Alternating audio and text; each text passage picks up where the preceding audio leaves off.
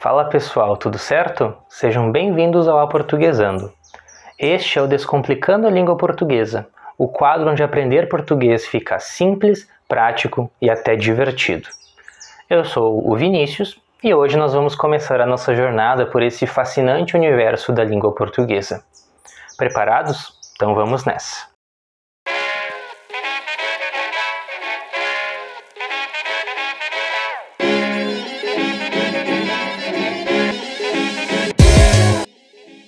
Hoje eu gostaria de começar com um tema básico, para garantir que você tenha uma excelente base para as próximas aulas.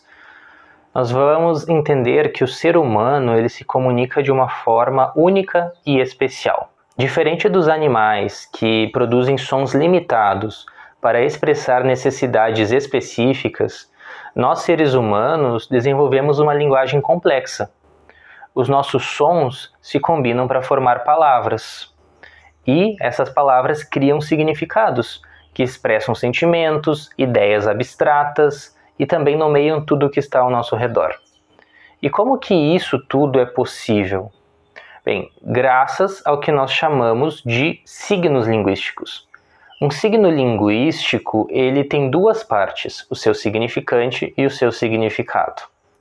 Quando você escuta a palavra árvore ou você a vê escrita em algum lugar, você primeiro reconhece o som que forma essa palavra.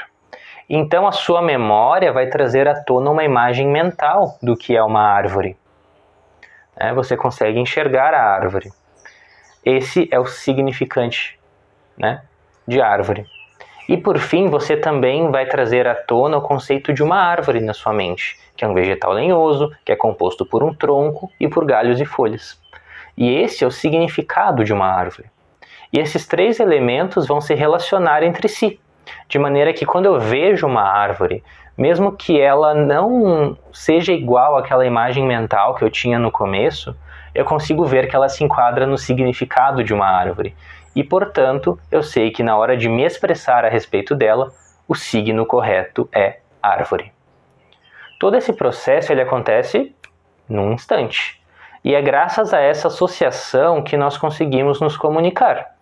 Quando eu não consigo fazer essas associações entre o signo, o significado e o significante, seja porque eu não entendo o signo, ou então eu não consigo remeter uma coisa à outra, é aí que surge o analfabetismo e o analfabetismo funcional. Mas por que eu fiz toda essa digressão a respeito dos signos? Porque eu quero que você perceba que a nossa língua ela é uma construção social. Ela foi formada por convenções entre seus falantes ao longo da sua história.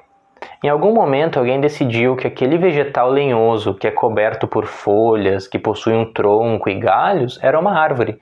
E isso foi aceito pelos falantes do idioma e chegou até nós. Da mesma forma como em inglês, alguém decidiu que esse mesmo vegetal é tree. E isso se perpassou pelo idioma inglês. Então, nesse processo, além de se criarem diferentes línguas, também surgiram dialetos, que são variações linguísticas dentro de uma mesma língua. E um bom exemplo disso é quando nós vemos aqui no Brasil, Um carioca e um paulista falam de uma maneira diferente. Um gaúcho e um cearense também. Cada região foi desenvolvendo as suas próprias convenções linguísticas, que foram influenciadas pela sua geografia, pela sua cultura, pela sua história. E essas pessoas conseguem se comunicar com facilidade entre elas. Mas por vezes, apesar de ser ainda a mesma língua portuguesa, se você não está familiarizado com essas expressões locais, você pode até estranhar e nem entender. E além das diferenças regionais, também existem algumas diferenças profissionais. Por exemplo, os médicos usam uma linguagem específica que só faz sentido dentro da área da saúde, assim como advogados e juízes, que possuem uma linguagem jurídica. E não para por aí. Até mesmo a situação em que nós estamos inseridos influencia a forma como nós falamos. Por exemplo, no dia a dia, nós utilizamos uma linguagem mais descontraída para falar com amigos, com familiares, com nossos conhecidos. Mas existem contextos mais formais, como uma reunião, uma apresentação, uma sessão jurídica. e nós precisamos adotar uma comunicação mais elaborada para isso. Então, a maneira como nós nos expressamos varia de acordo com o ambiente, e isso faz parte da riqueza da nossa língua.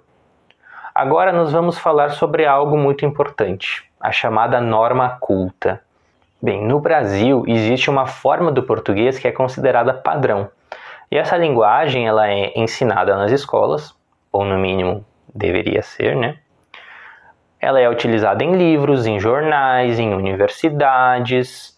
Ela também se encontra nos grandes textos que nós temos da língua portuguesa. E é aí que vem a sua origem. A norma culta, ela se baseia nos textos de grandes escritores. E é por isso que ela possui um grande prestígio social. Mas uma coisa que eu quero deixar muito clara aqui.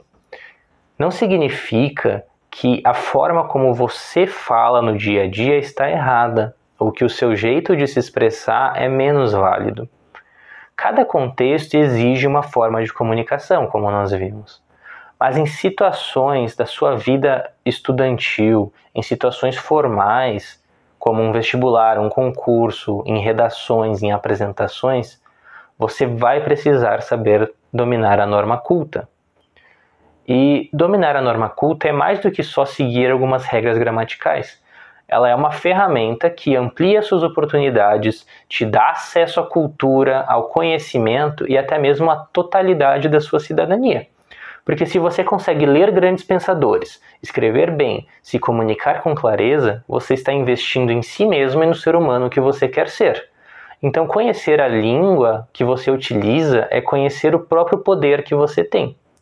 Então, nós vamos juntos explorar tudo isso aqui no canal. O nosso objetivo aqui é ajudar você a dominar a norma culta e a investir no seu próprio potencial. Então, vamos dar uma olhada no que nós vamos ver nas próximas aulas. Nós vamos começar explorando a fonologia. Nós vamos explorar o que são fonemas, como são produzidos, quais são as suas classificações, tudo isso, fonologia. Depois nós vamos entender a relação entre os fonemas e as letras. Nós vamos aprender a escrever corretamente palavras e a acentuá-las, o que nós chamamos de ortografia. Depois nós vamos estudar as 10 classes de palavras da língua portuguesa, aprendendo a identificá-las, vamos saber quais são variáveis, quais não são variáveis, como as variações dessas palavras funcionam, tudo isso dentro da morfologia. Depois nós vamos para a sintaxe. Nós vamos aprender o que é uma frase, o que é uma oração, o que é um período. Nós vamos saber o que são termos principais, integrantes, acessórios de uma oração. E também, depois, vamos analisar como as orações se ligam umas às outras. Como elas se conectam. Tudo isso na sintaxe. Depois, nós vamos para a semântica. Então, aqui nós vamos aprender a interpretar e a produzir sentidos em textos, E também nós vamos explorar alguns recursos estilísticos para que você escreva textos incríveis. Como vocês podem ver, nós vamos ter um caminho bem rico, detalhado e extenso pela frente. Então vamos abordar tudo isso com explicações simples, exemplos práticos, para que você possa avançar com confiança na língua portuguesa. Preparados? Então vamos juntos nessa jornada. E se você gostou desse conteúdo, não se esquece de curtir o vídeo, de compartilhar com quem também quer aprender português e de se inscrever no canal. Assim você me ajuda a continuar fazendo mais conteúdos gratuitos e de qualidade para vocês. Um grande abraço e até o próximo vídeo.